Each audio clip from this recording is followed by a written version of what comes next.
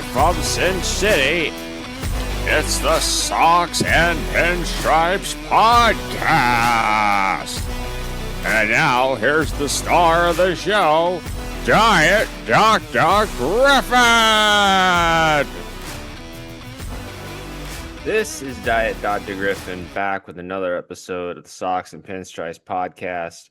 We're at the World Series, and I got a bone to pick with the schedule makers here, man, because Game 6 of the World Series, if it's going to happen, is currently scheduled for Halloween.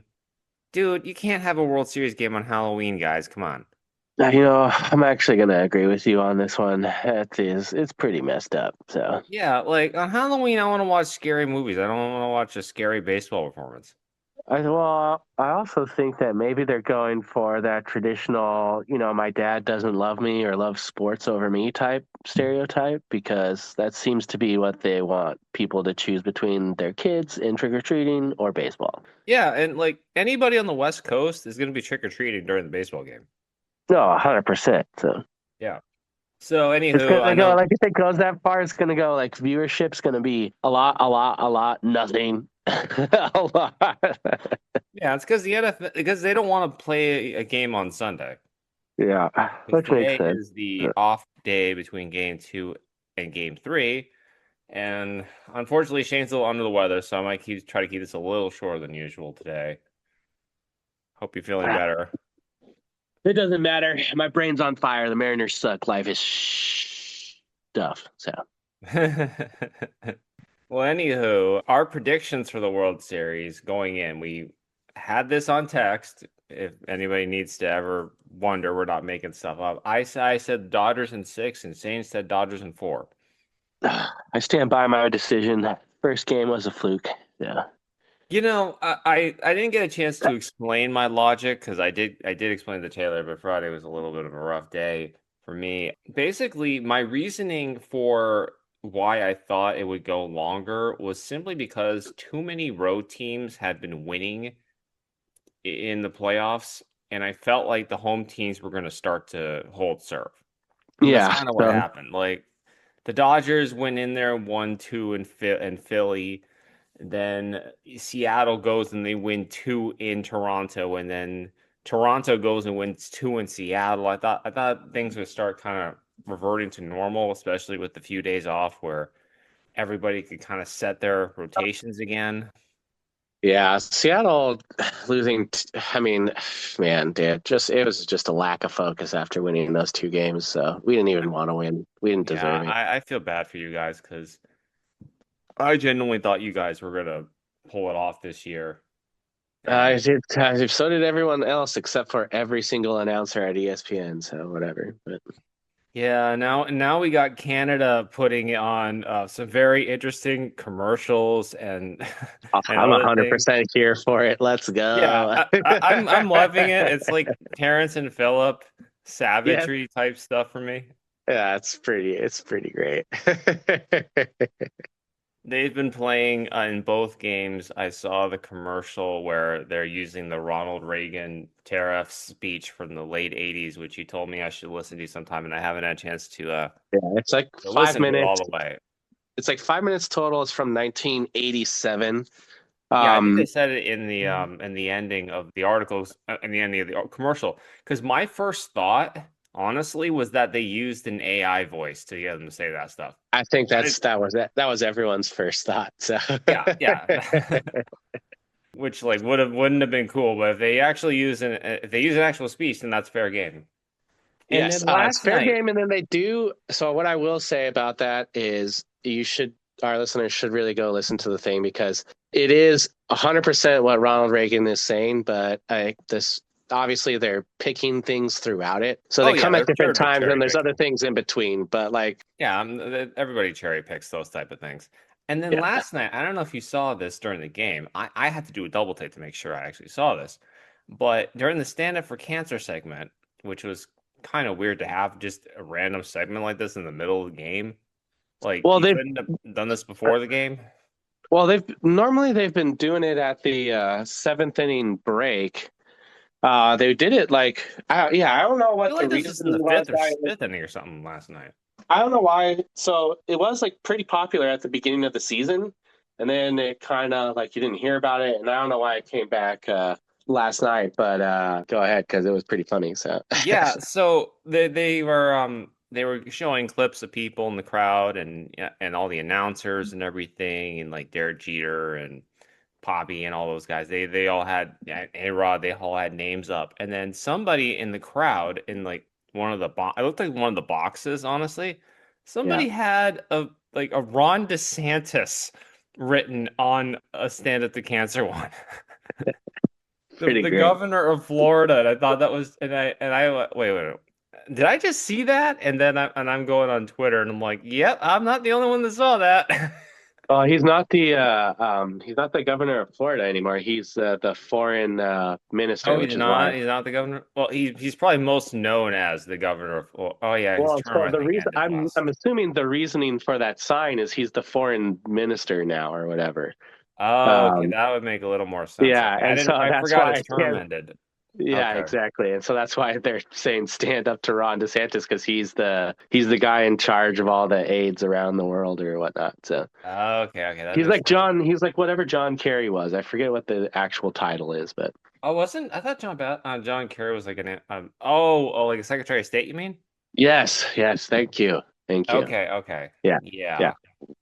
Okay, well, that makes a little more sense why they put that up there. That's I thought that's why you were saying it to me because that's what makes it funny. So why I just thought it was like a Republican thing that they were just railing on one of the no, more. Canadians are a little more savage and smarter than that. So I'll admit I haven't been paying the closest attention to politics lately. I don't think anyone has. So For me, October is horror movies and baseball. So that's pretty much all I've been watching. And I've been on a major diet for the last 4 weeks, yeah. which is really a lot of fun. And honestly, that's all anyone's October should be is horror and baseball. If you're doing anything else, you're doing October wrong. Maybe a hay maze, haunted hayride, haunted house, Well, I mean sprinkle that that in still there. counts. That still counts as Halloween related activities. I'm not gonna fault people for wanting to go to haunted houses and hay rides and Hey, pumpkin well then carving. perfect. Then yeah, That's if you're all not doing all Halloween that, related activities. yeah, That's all good in my book. you heard it here first. If you're not doing those things, then you're doing October wrong. So This is why a game shouldn't be played on Halloween, guys. Come on. 100%. How was that a Friday night for once? I mean, come on. Oh, dude, people are gonna go crazy. I can't wait. So I live like on this major party block, basically, is like a block, yeah, literally 1 block away from my house. And the nice thing is there's a lot of large buildings in the way, so I don't have to hear any of it. Hmm. But the next day, it's gonna look like someone just threw a grenade in the middle of the street because it's just gonna look like an explosion of stuff. So Well, now we can finally get to the baseball here yeah. because in game one, the Blake Snell experience didn't go quite as well as it had in the previous round. Well, that's what happens when you throw someone middle and they're waiting for it. So Yeah. So the Blue Jays basically went on an explosion right as Snell was kind of ending his game. Snell gave up 2 runs, and then the last inning he just fell apart. And am I the only one who thought that Blake Snell actually hit Varsho on purpose? uh, Because it certainly looked like it. He went like towards his head on the final pitch. Even though it was a ball four, I got the vibe that like he knew he was done after this and like F this. I'm out. I'm getting the guy who hit a home run off me last time. honestly, it wouldn't surprise. I wish baseball was more like that. And like a lot of the Mariners' non-success against Toronto pitching was not making them afraid to step in the box. If you look at like, you can take one of George Springer's at bats from last night and then put it on the night before for game one. Yeah. Watch, and then when you're watching this next game, watch how close he stands and Blue Jays in general to the inside of the batter's box, so that they can cover literally the whole plate and something on the outside as well. Hmm. And if you're not throwing inside and moving their feet, then that's where they live. And that's why they've been doing so much of those like crazy big innings. And if you watch his last at bat with Yamamoto last night, Yamamoto is, they're battling. He throws way inside on purpose, so Springer has to like jump back and get out of the way. But it's not like he was going to hit him. So he spotted his pitch like perfectly, enough to make Springer move his feet. And then Mhm. when Springer gets back in the batter's box, he's 2 inches farther back from the line that he was standing on, hits him with the high cheese and strikeout. So So yeah, the end of the first game, Savage barely gets out of the jams that he has been. Honestly, if he's lucky he didn't get killed in that game. yeah, it And sure looked like he was going to too. yeah, So he got out of some jams, and then they were able to make Blake Snell pay, and then the bullpen just blew up, and yeah. it turned it into a laugher. And then game Well, two, that grand slam didn't help at all either. So yeah. But I mean, Snell already gave up already gave up the 3 runs on top of that, and then the bullpen just it was a bad inning for the Dodgers. Even though Otani managed to hit a home run later and make it closer, but it wasn't that yeah, game. yeah, Last night, on the other hand, was a pitcher's duel for a while. yeah. That was fun to watch. Gausman got through 6 innings, gave up 1 run, and then he got killed in the seventh by giving up home runs to, I believe, Will Smith and Max Muncy. Oh yeah, dude, Muncie. Yeah, he does that, and he did the Charlie Sheen get the glasses thing from Major League, because like they go night and day with when he started hitting again to when he got the glasses this year. He used to Yeah. always be like a low 200s hitter, and now he had like a 250 batting average this year, all because he can maybe see the ball. Oh, dude, he's playing great. So doesn't he has a ring with the Dodgers. Sox too, right? No, No, Max he played Muncy's on pretty much played his entire career with the Dodgers. Okay, I'm thinking of He someone else. was he was with the A's, I believe, as a minor leaguer, but I think his entire major league career was with the Dodgers. Okay, I'm probably getting him confused with Justin Turner, are you thinking of?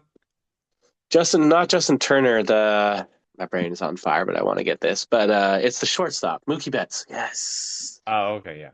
Yeah. And Mookie is turning into a really, really good defender at shortstop, man. Yeah, dude. So I watched in the first game that double play that they turned. That was one. What was it? 1-4-1 or whatever. It was Mhm. like that was it's a thing of beauty to watch. So And there was an interesting decision last night because the Dodgers had the bases loaded at one point, and Jimenez was playing short because Bo Bichette's been injured for a while, so Bo went to second base. There was a bases loaded play, and Jimenez like underhanded the ball to second to try to make a double play, and he failed to do so, and the run scored, and it was Otani running. And I'm yeah, like, he was playing in on basically on the infield grass, and like he could have gotten the run at home. yeah, it would have been definitely close. Otani's no slouch on the bases. Yeah, I understand that he should have gone home in that situation. Otherwise, why stand on the infield grass? Yeah, that was kind of the point, was to narrow it down. And Jimenez is a Gold Glove caliber defender. Like he should have been able to make that throw, I think. I mean, I think 9 times out of 10 he would have made that throw and beaten Otani. I think. I mean, the run wound up not mattering, so Yeah, should I have mean it carried was it on already that. over But at that point, but the way Yamamoto was pitching last night, and he has thrown back-to-back complete games in the playoffs, which we hadn't had a complete game since like 2018 in the playoffs, and he's done it twice in a row. I think the last person closest to him to do it was Oral Hershiser in the '88 World Series, Dodgers as well. So Yeah, Yamamoto is proving that he is certainly the ace level pitcher that everybody thought he was when he was in Japan, when winning not only their Cy Young award, but winning their MVP award too. oh yeah, and I mean 25 pitches to get out of that first inning. Sure, thought the wheels were coming off the bus, but then he strikes out Vladdy on that like slow arcing curveball. You're like, okay, Yeah, I see you, buddy. I see you. yeah, he is something else, man. Yeah, And it was fun to watch. What a gem. and I've been hearing some grumblings out there that Tarek Skubal is going to be traded this offseason because he's coming up on his final year, and he's a Boris client. And Uh, and it's- of course, yeah.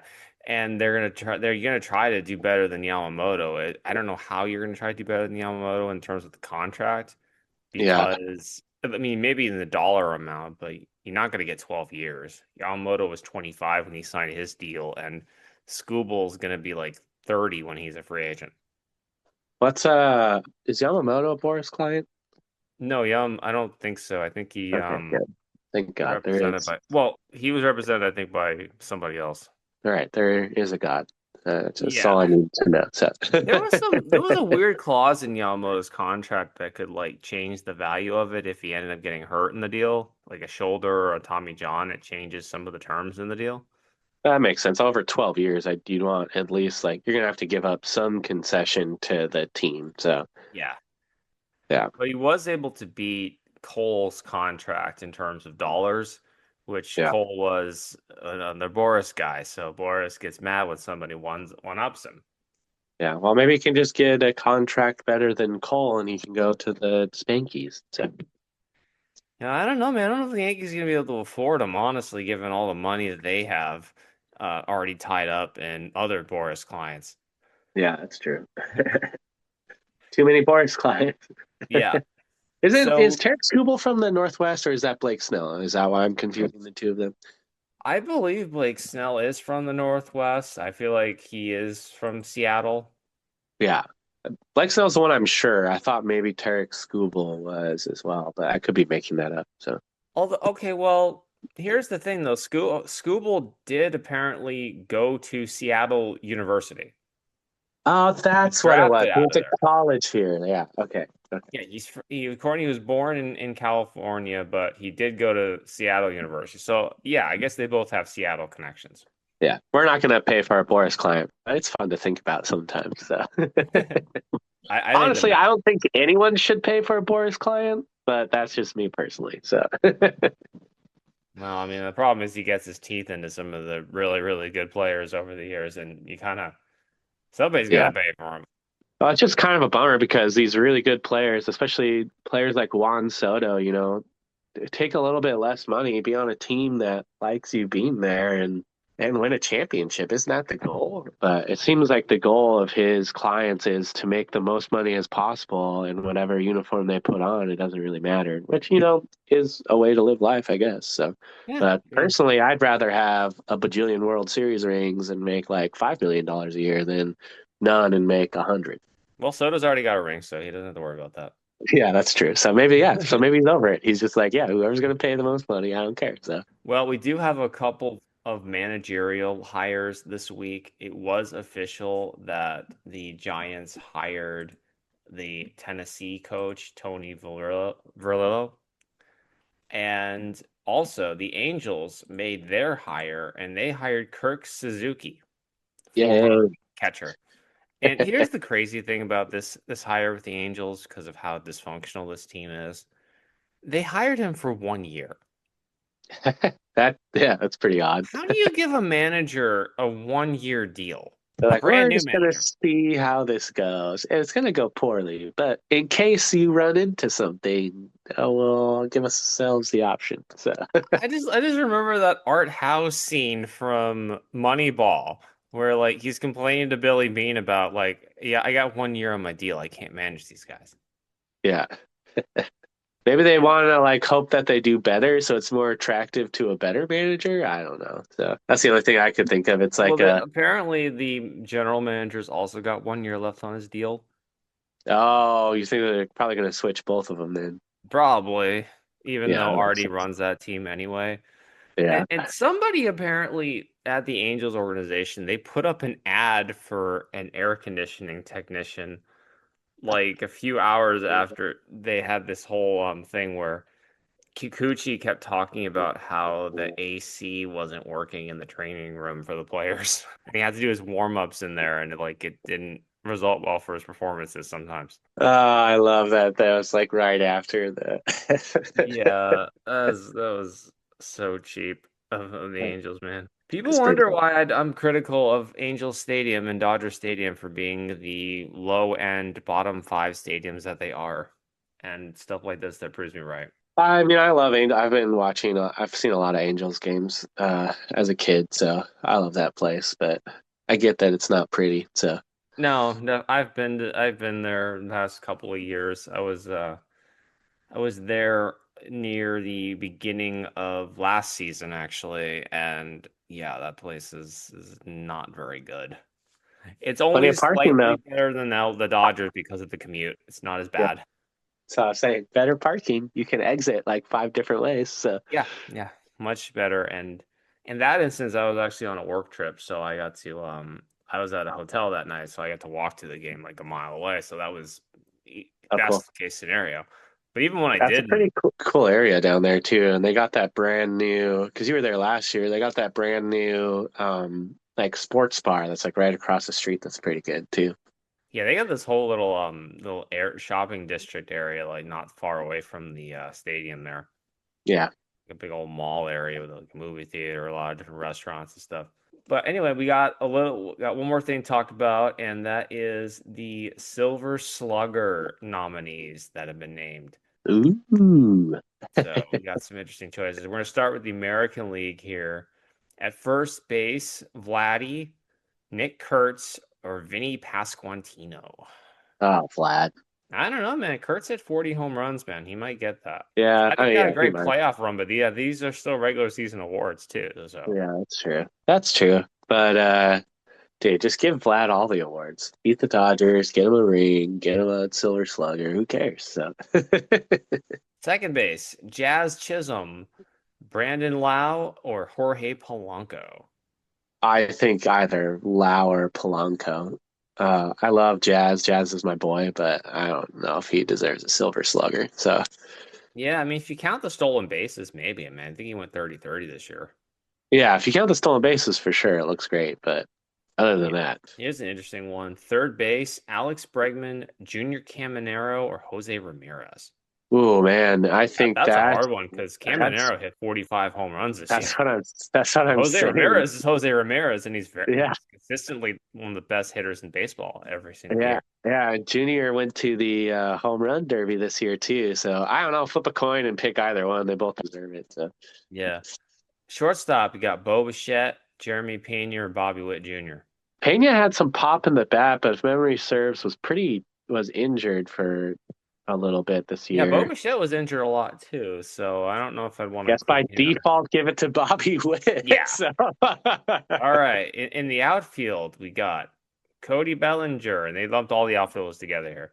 Cody okay. Bellinger, Byron Buxton, Riley Green, Aaron Judge, Julio Rodriguez, or George Springer. Oh man, I guess you give it to Aaron Judge since he's not going to get Well, the I think there's MVP. So. three of them though for outfield.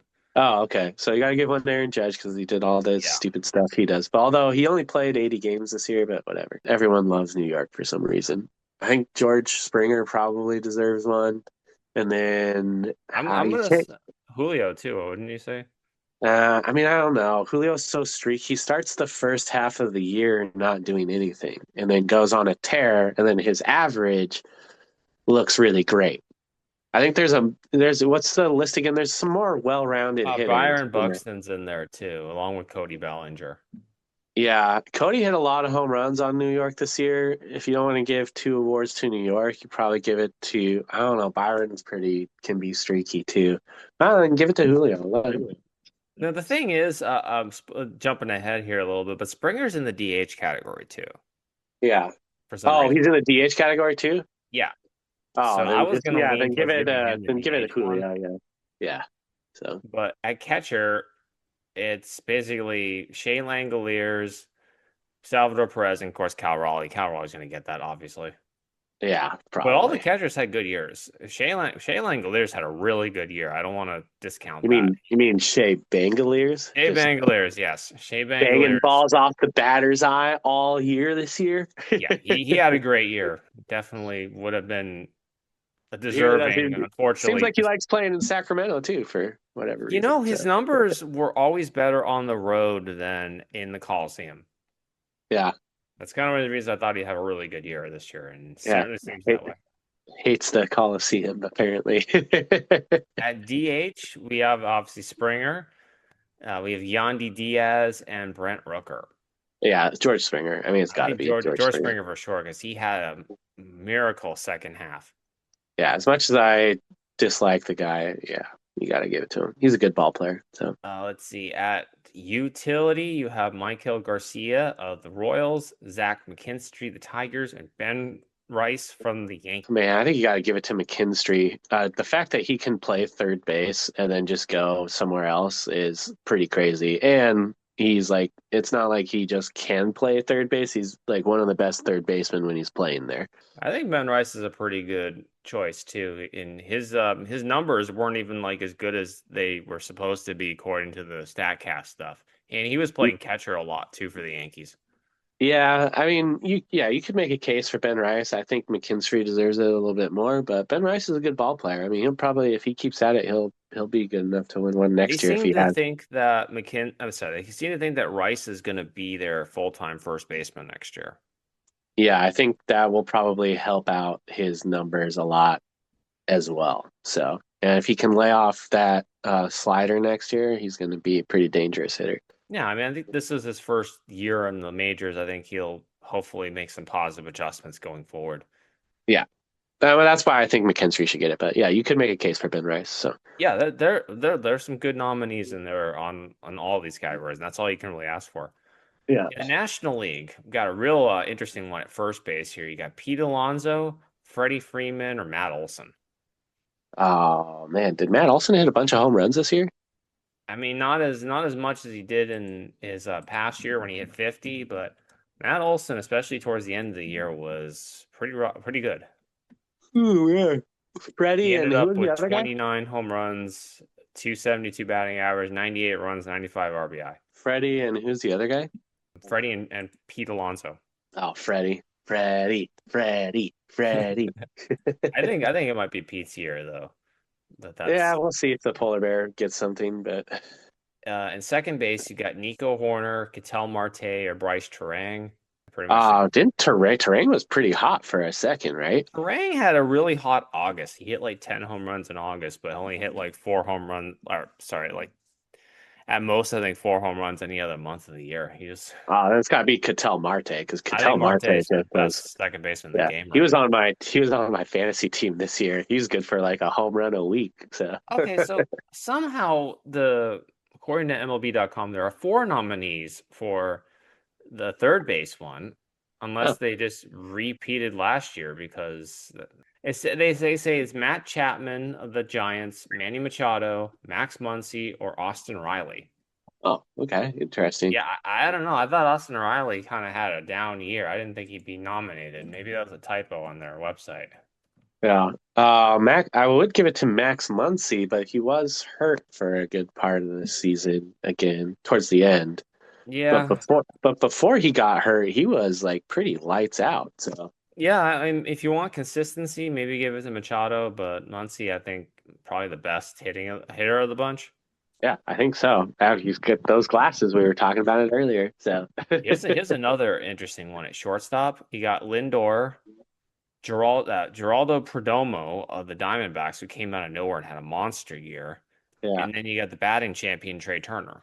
Oh man, fastest guy in MLB, by the way, too. So, Yeah. oh man, yeah. I don't know. So maybe put a needle on a spinner and spin it around, and I mean, there's three of those I guys. think you give it to Lindor, but it's hard to pick among those three. They all had good Yeah. good years in one way. I mean, that one I think is the closest. They all deserve to win the Silver Slugger. Let's look at the outfield next, and you have Corbin Carroll, Pete Crow Armstrong, Juan Soto, Kyle Stowers, Kyle Tucker, or James Wood. And there's three of them on Uh, this bunch. Stowers for sure. I think you should give one to I think James Corbin Wood too. Carroll and Juan Soto for sure for me. I don't know. I Okay. necessarily think Kyle Stowers. Oh, dude, I'm Stowers all the way. James Wood and another no-name guy. Snub the big guys. I think Corbin Carroll probably had his best all-around season, and Juan Soto did his Juan Soto stuff. Yeah. But Pete Crow Armstrong and James Wood had really Oh, that's what bad I was gonna second do. Yeah, halves. PCH, our PCA, James Wood, Kyle Stowers. Let's go. PCA and Wood though were horrible in the second half though. They were like unplayable. Let's go, baby. All right, here's All an right. interesting one at catcher. We have William Contreras of the Brewers, Hunter Goodman, or Will Smith of the Dodgers. Oh, Contreras. I kind of I think know. Hunter That's an Goodman easy had the one. best year of the bunch, though. I mean, yeah, you could argue that for sure. That's true. But Contreras was just a G this year. Oh, he was like They were all a good. And the G. thing about Goodman, what's fascinating was that his numbers weren't like inflated because he was playing at Coors. He actually hit pretty well outside of Coors too, which is not the normal thing for those players. Yeah, that's true. That's So true. I'm still going Contreras though. okay, well, they're all good candidates. I like that. I like when it's all good candidates. There's like no, why is this guy in here? Yeah, right.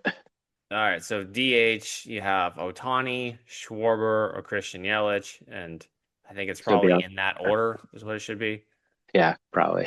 Although Kyle Schwarber had probably had his career year this year, and unfortunately Yeah, doesn't have a chance of winning it, but he's super deserving.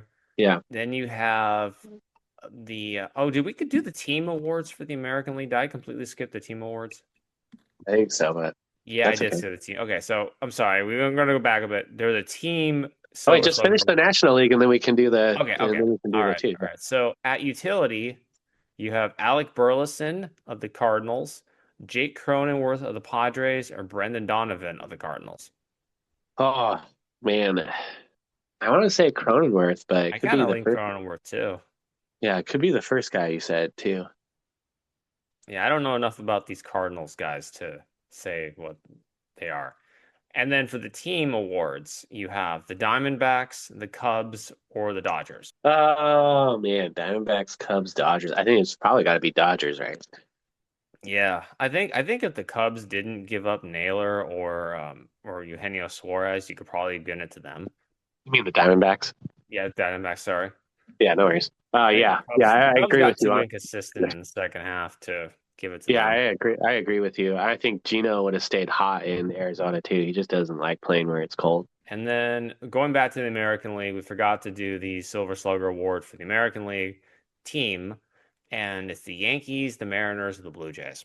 Well, the two teams that scored the most on the home run were the Yankees or Mariners. I'm biased, so I'm going to choose Mariners. So, It's kind of hard to argue against the Mariners, honestly, but yeah, they're all of those they're, teams. they're one. They were 1-2 all year. Yankees, Mariners, runs off of home runs. So, All of those teams were really big mashing teams. yeah, yeah, and the Toronto had the highest runs per game in all of MLB. I think so. Yeah, everybody was talking about how great the Brewers were, but they didn't even make the Silver Slugger Award. Yeah. So, Well, yeah. Brewers played the thing that the Brewers did really well is they played small ball really well, and they have that their manager is a really good manager and seems to just like press all the right buttons at the right time. So Yeah, he must be giving out those pocket pancakes at the right moments too. exactly. So And on that note, do you have any fun baseball facts to end the show with, Shane? I don't today actually. Well, we'll cut you some slack because you're feeling under the weather, and hopefully you'll feel better for this week and maybe find some Halloween candy somewhere for you. You think Oh, you're gonna get hell any yeah. trick-or-treaters, Shane, or not where you are? Well, so my not to my apartment, but I'll be delivering the mail in the middle of college town that day, and I'm sure I'll get some candy somewhere. So I think I'm gonna have a small amount of people. I still haven't bought the Halloween candy yet because it just gets so obscenely hot out here, and keep forgetting to buy candy when I'm at Walmart. But dude, you know what I had the other day, which was really good. We had this lady in my apartment who was super nice in my apartment building. She decorated. She like didn't go crazy, but she kind of like decorated a little bit for Halloween. mhm. And she put this like bowl of candy by the entrance, and I had a matcha Kit Kat bar, and it was really good.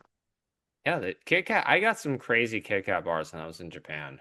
A lot of Yeah, different flavors on those things, and Japan goes matcha was gets one of the ones weird they with had it there. too. So I'm not the biggest matcha guy though, but I mean, I had some matcha flavored ice cream when I was in Kyoto, yeah, which was fine, but I don't understand the appeal of it like everybody else does. They think that's just a great thing. And I was like, oh, that's I think fine. you have to kind of like that chalky taste / texture. And if you don't like that, you're not going to be a fan. So, Yeah, and it's kind of got that green tea kind of flavor to it too. well, it is green. It is green tea. Yeah, So that's yeah. yeah. I tried it, but it wasn't for me. And It's yeah. It's not for everyone. So on that note, the World Series will likely be over by the time we record again. So, happy Halloween, and let's hope that the Blue Jays somehow come out of this funk and eliminate the Dodgers, so the Dodgers don't have to repeat for the next 5 years. repeat Dodgers. Let's go. All right, see you guys. Bye now.